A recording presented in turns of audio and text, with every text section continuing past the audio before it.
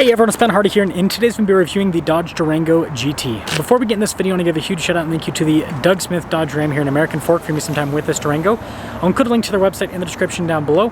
Also include a link to my car buying guide. Let's get into it.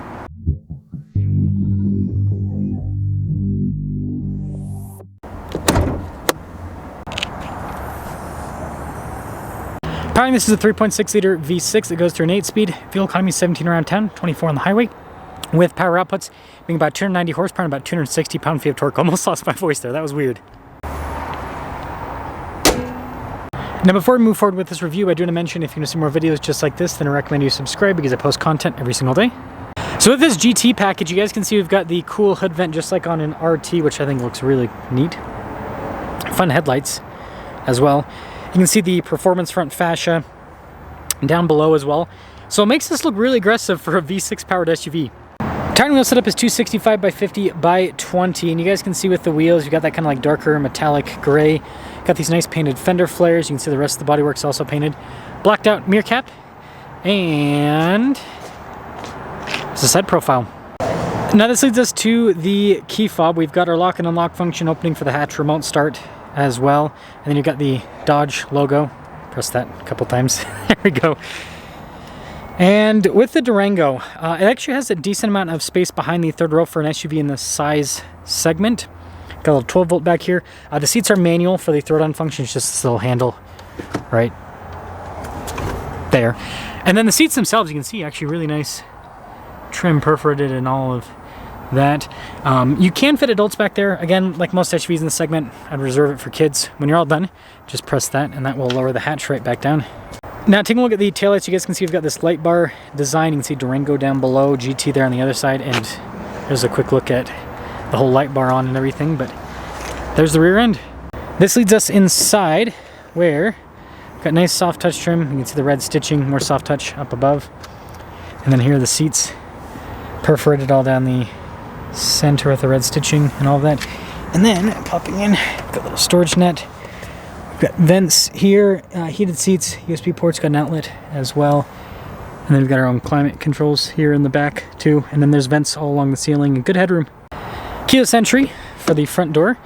And then you guys can see here, again with all the nice trim.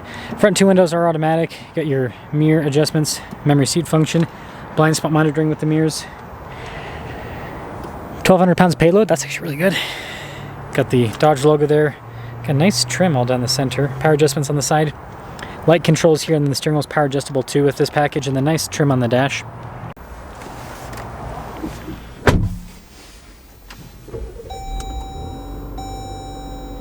Now taking a look at the steering wheel, you can see paddle shifters there on the back, radio controls below that, controls there for the center stack, adaptive cruise control with this as well, and just a regular turn signal windshield wiper stock. Now taking a look at the gauge cluster itself, mostly analog. You do have that little digital screen there in the center. Shows you different bits of vehicle information, and I think it does give you an animation for sport. Yeah, it shows you with the, it's not like a crazy thing, just a little picture. Backup camera in reverse, and this is the only thing that I'll give Dodge crap for. They need to throw the 360 in the Durango. Literally, they don't even have to redesign this car. If they just gave this a 360 camera, I think it would do a lot better. Don't increase the price, just 360, no extra charge. Anyways, we've got dual zone climate, heated and ventilated seats, heated steering wheel with this as well. And yeah, I mean, easy to use touchscreen, nicely integrated into the dash.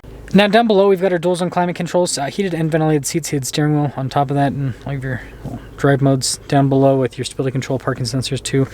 Charging area right here, shifter for the 8-speed, got some cup holders right there, and then got storage in the center console. Nice trim here on the top, you can see across the dash too. Regular rear view mirror, and then we do have a sunroof up top too. Now here's a quick look at the window sticker. You guys can see Durango GT blacktop. $51,980 is the total MSRP. And let's see how it performs.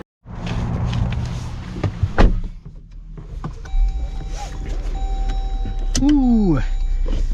Okay. Durango. Super underrated SUV. Super, super underrated. I mean, think about this for a second, folks. Think about this. People are literally paying $60,000 for 4-cylinder turbo SUVs in this size category When you could get this with a V8 for that amount of money, it is so weird. So weird. And you know, the updates they've added to the Durango have made this, in my opinion, a really compelling setup. Because, you know, prior it's like you could forgive someone for not wanting the Durango because it felt kind of outdated, and you know, some of you might complain about the looks. I still think it actually looks good to this day. I think that the Durango styling is actually aged quite well. I mean, I don't know, just my opinion. And then, yeah, this new interior stuff, like, it brings it up in the modern world. Like I said, the only thing that this is missing, the only thing is a 360 camera.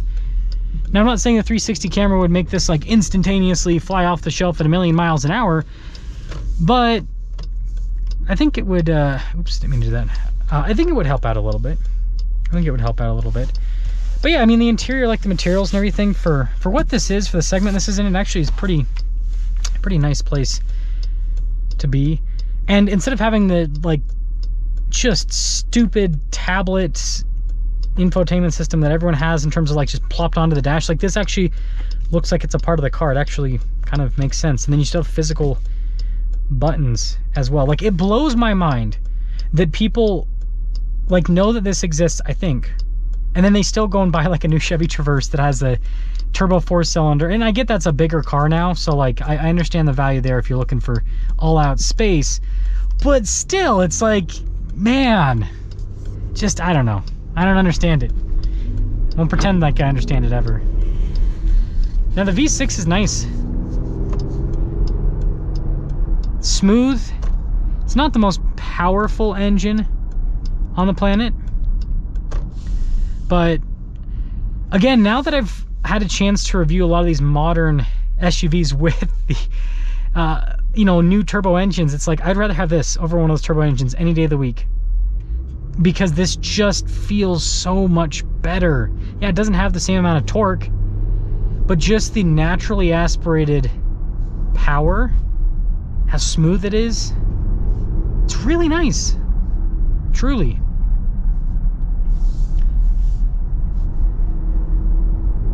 Yeah, the Durango's actually aged quite well.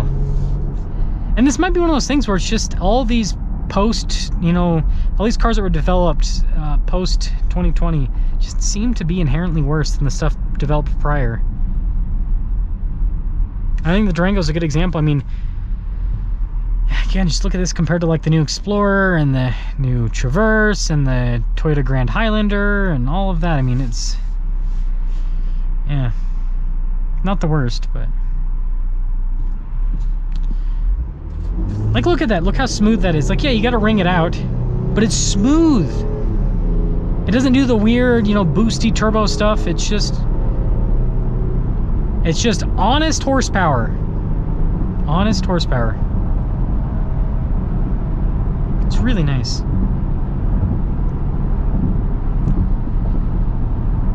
So, summing things up here with, I think this package is a great value, right? The features you get, about $50,000. Again, the average brand new car is a little bit less than this. So getting a bigger SUV with this V6, and this thing also tows. That's the other thing that's really appealing about the Durango compared to other cars, is this tows like 6,200 pounds with the V6, and if you get the Hemi, you can tow over 7,000 pounds. So it's just it's a great car. It really is. Not a perfect car, but it's a solid one. So let me guys think about the Durango, especially compared to the contemporaries. But I think that, yeah, when you compare this to the crazy plasticky, techie contemporaries, it's like this, I think in today's market now, really shines. It feels like something that is unique in a lot of ways in the segment now, especially with the V8 version, super unique. There's nothing really like it at this point. And it just drives well, performs, like, everything's solid with this. I'll get you guys one more acceleration.